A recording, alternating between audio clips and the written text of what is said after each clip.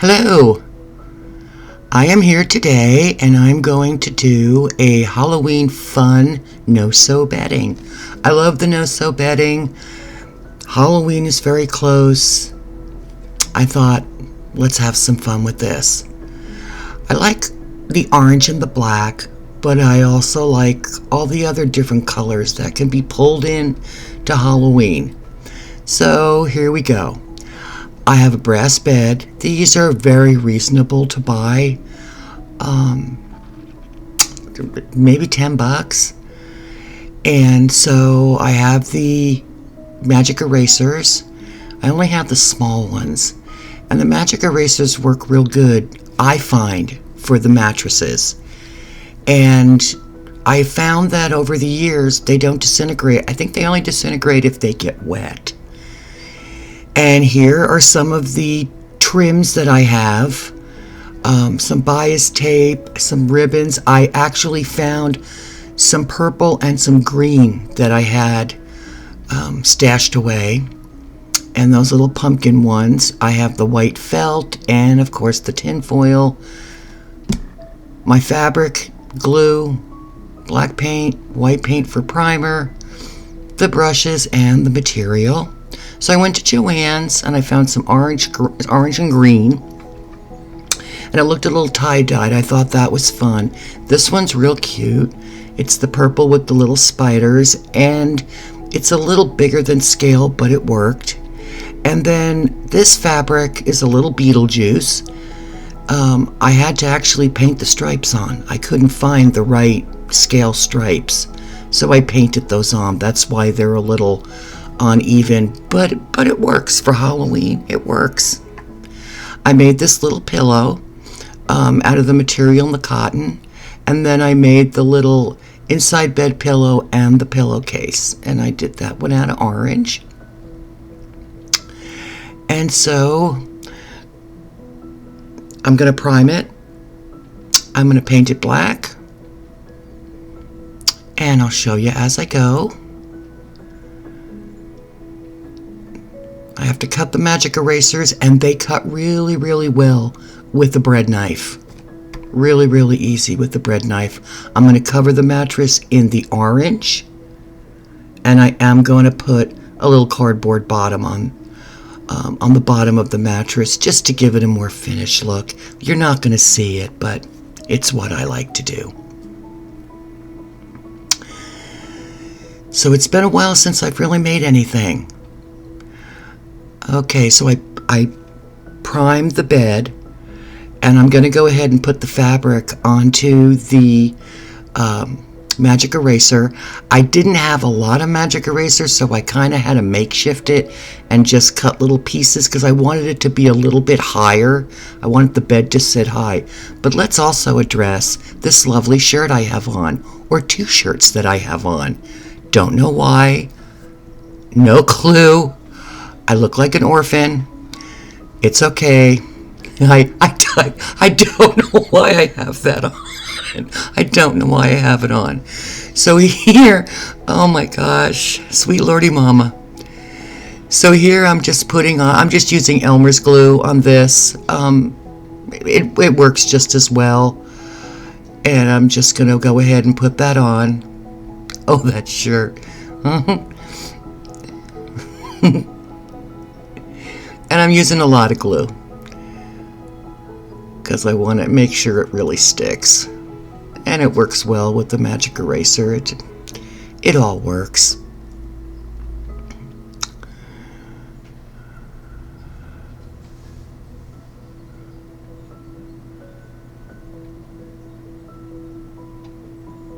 And I'm just gonna, it's like you're wrapping a present. It's the best way to describe it.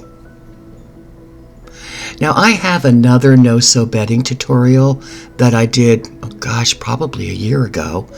And that one actually goes into even more detail.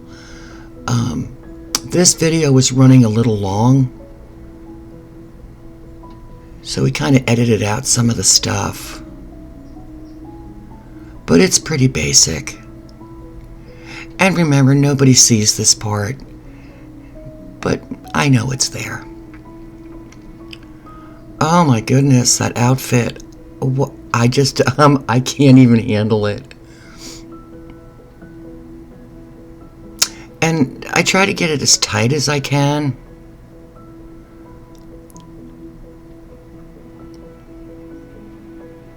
And when in doubt, add more glue.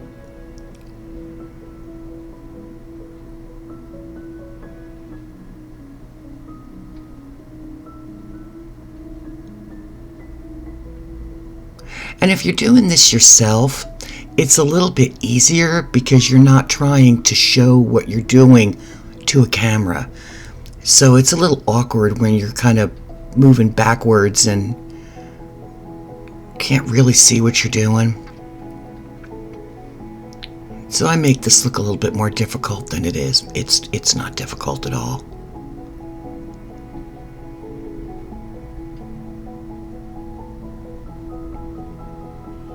And then I found that just pinning it to let it dry, and I do let it dry overnight.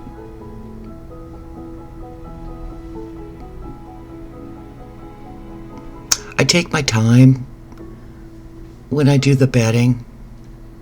I just love the bedding. I've made so many. And when I wanted something to do for Halloween, this is what I thought about doing. And I just knew that I wanted the striped dust ruffle. I knew I wanted that. Sometimes when you're making things, you get these visions in your head. And sometimes you have to plan for changes. There you go.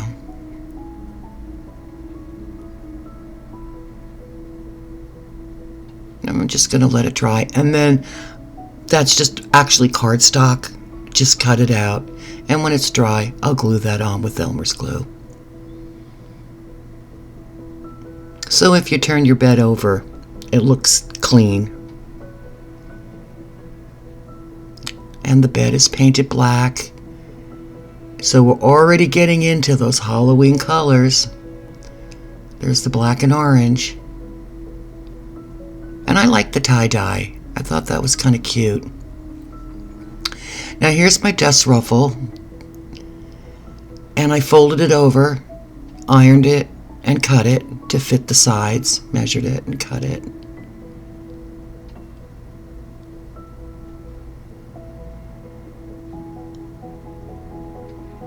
Yeah. I couldn't believe that at Joann's I just couldn't find a striped fabric that was right. And I'm just gonna hot glue it on. You can use the Elmer's glue and pin it, but hot glue works well for this.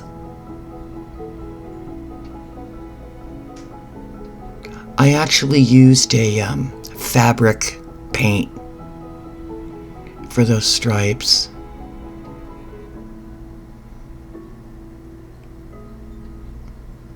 And it worked. Not exactly what was in my mind, but you know, sometimes you have to go with the flow.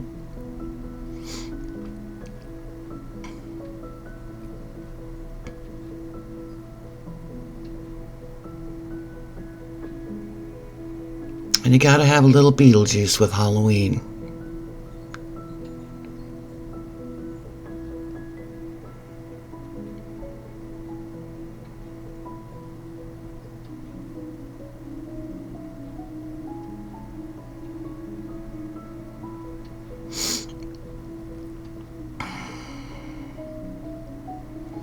And I'm putting this one on and realize I put it on upside down. But I caught it in time. And it would have been alright if I didn't, but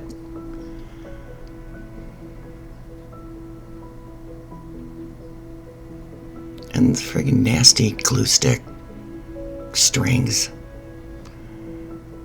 So annoying. So here I'm just going to give it a little fit to see how it's doing. And my mattress is a little tight. See the bottom with the cardboard or the cardstock? It looks nice. So the It's a little tight, the mattress, but it's working. So now we got the orange and the Beetlejuice, and we're going to move on to make the little comforter. And this one I'm making with the purple spiders and the green. Nice and bright and fun. That's what I wanted. I wanted fun. I had done for my haunted house dollhouse, I had done a bed. It's really nice. And that one's a little bit more spooky, a little bit more eerie. It's done with black and gray. My haunted dollhouse is my favorite dollhouse.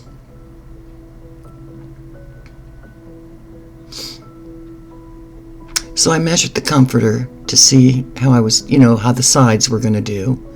And I knew that I was going to put ribbon and trim, and it would get a little bit longer. So I was okay with that. And here I'm just going to put the fabric glue. And I'm using the ruler to just make sure that my lines are straight. Sometimes I use chalk. White chalk works well, because then you can dust it off, but I couldn't find it.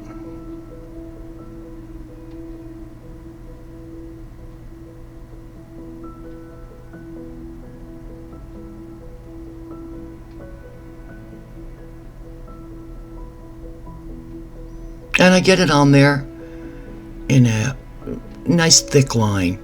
I really want to make sure that this glues. I have in the past used it's like no-sew binding. It comes in rolls and you have to iron it on, and I had a lot of trouble with that. Now this looks like I'm going crooked, but I cut the fabric crooked. So what I'm doing here is I'm trying to straighten it out so that the comforter's not all wonky.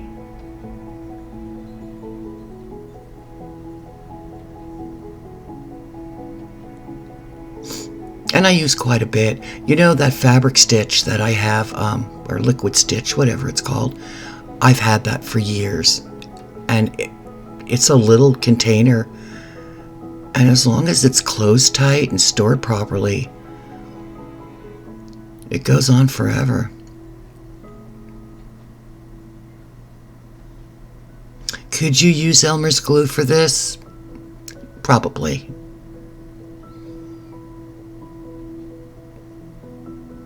But like I said, I've had it for so long.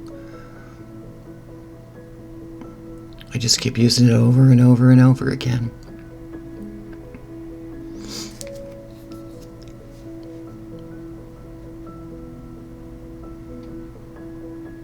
I think the biggest part is letting it dry overnight, making sure you got a really good hold on it.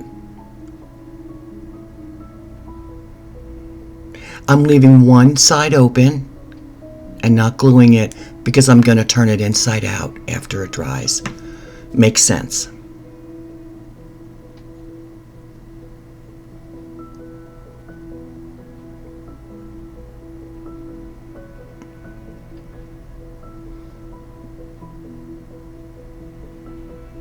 And then I press down to make sure I get a really good seal.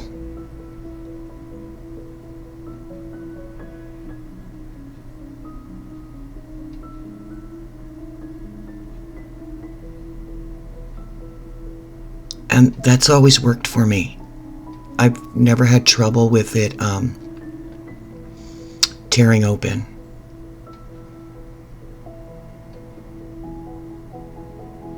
And again, I think it goes to how long you let it dry.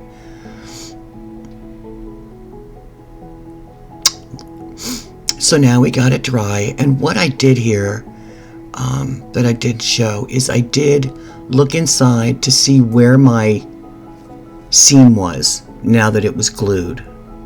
And I took a ruler and I drew a line where I should cut the excess off so that it wasn't too much material on the inside when you unfold it. Turn it inside out, I mean.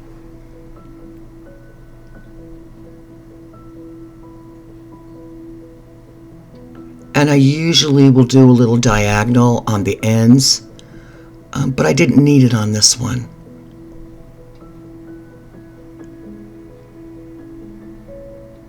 And that's such a fun green color.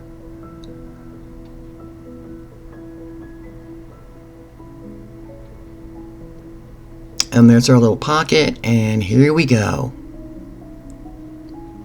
Turning it inside out.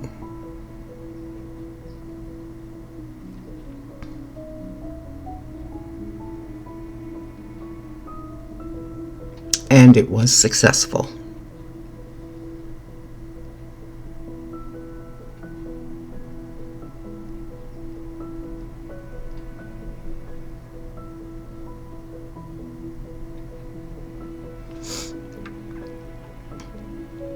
And I use the end of a paintbrush to push that little corner out so you get a nice little corner. Just be careful that you don't poke a hole through it. Just go little by little till you get it. And if it doesn't come out perfectly square, you're gonna put trim on it or something on it, so it's gonna be fine. I look at my bedding and I see all the little mistakes. And then I'm gonna iron it. And I'm right on my counter with a pillowcase. Because ironing, no, I don't iron anymore, so I don't have an ironing board.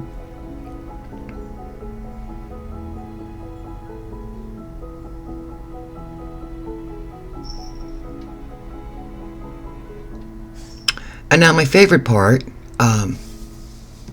that I use since I found this girl on YouTube named Kat, and she was making a no-sew bedding. She was using the binding tape or whatever.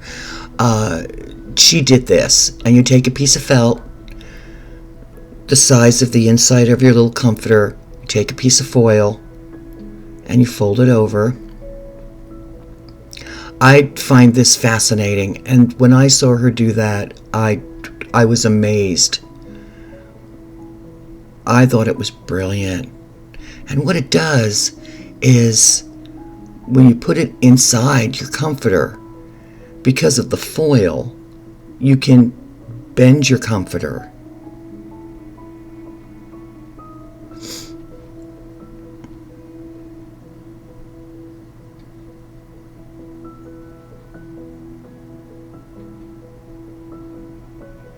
And as far as using the felt, that just makes it more stable to slide it in to the middle of your comforter. Because if you were trying to slide foil in, and if you have a color fabric that's very light, you would put the white felt under that, and you wouldn't see the tin foil would shine through if it was a really light fabric, if that makes sense. Ever since I saw her do this, I do it to every bed.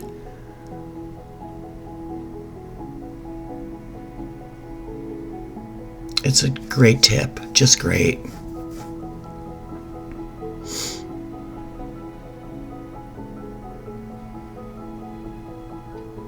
And it just slides in.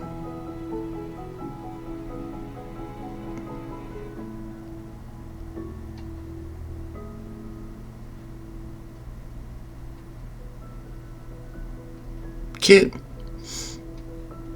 So now I'm going to fit this onto the bed again, and you can see it's a little tight there. A little tight.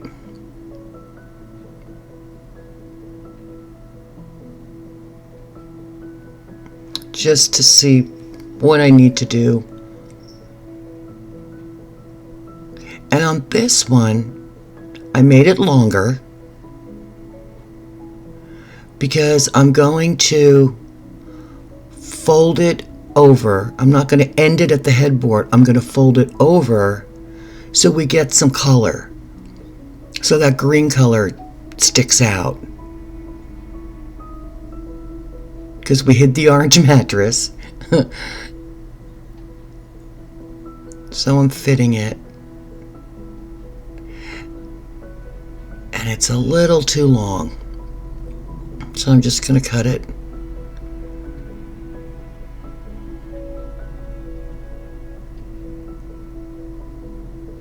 You'd rather have it too long than too short.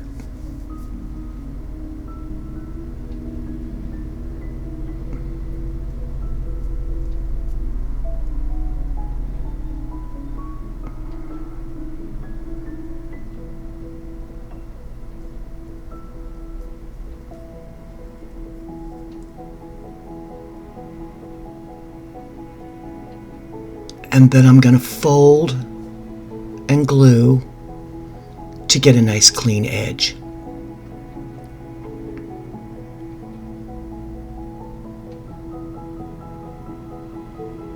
You could just glue the two pieces of fabric together, because if you're going to put ribbon or trim,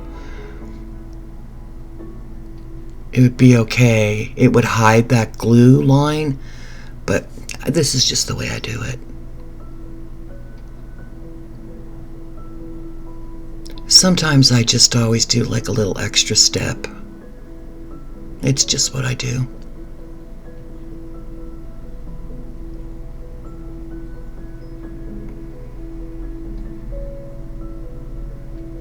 I like that purple material with the spider webs and the spiders. You know, you go and you look for bedding things, and if you want to use a print, you got to find a print that's in the scale that you're doing. Sometimes it's a little difficult. This was a little big, but it works. See, I'm folding the purple to go onto the green.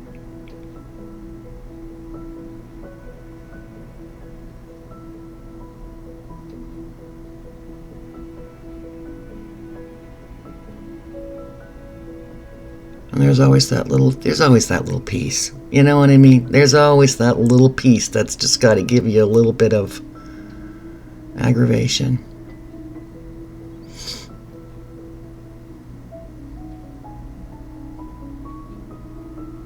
But it worked. And it's nice and neat, and it looks really clean. And that's what I like.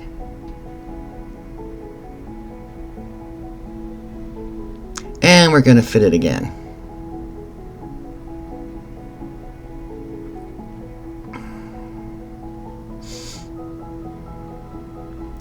And see how that foil folds the sides down so nicely? I can't get enough of that. And then there's the green sticking out. So now we've got the stripes, the purple, and the green. And that's how it's looking so far. I'm going to put trim on the sides, trim across there, and trim. And let me tell you, did I use trim?